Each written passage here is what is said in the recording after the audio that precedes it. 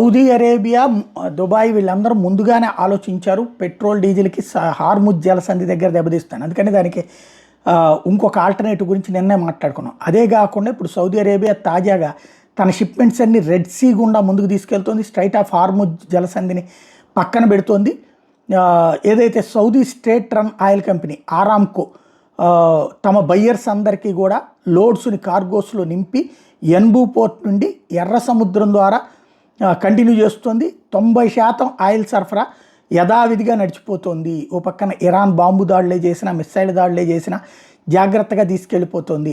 Oil western port అయినటువంటి తాస్ తనూరా వైపుగా వెళ్ళి ఈస్ట్ వెస్ట్ పైప్ లైన్లో నుంచి విదేశాలకు పంపించేటటువంటి సిస్టంలో తీసుకొచ్చారు. ఈ పైప్ లైను 5 మిలియన్ బ్యారెల్స్ని ఒక రోజుకి సప్లై అవతలకి పంపించగలుగుతుంది. ఎన్బూ పోర్ట్ దగ్గర నుంచి 4.5 బ్యారెల్స్ పర్ డే అయితే ఇప్పటికే రన్నింగ్లో ఉందన్నటువంటి విషయం స్పష్టమవుతుంది.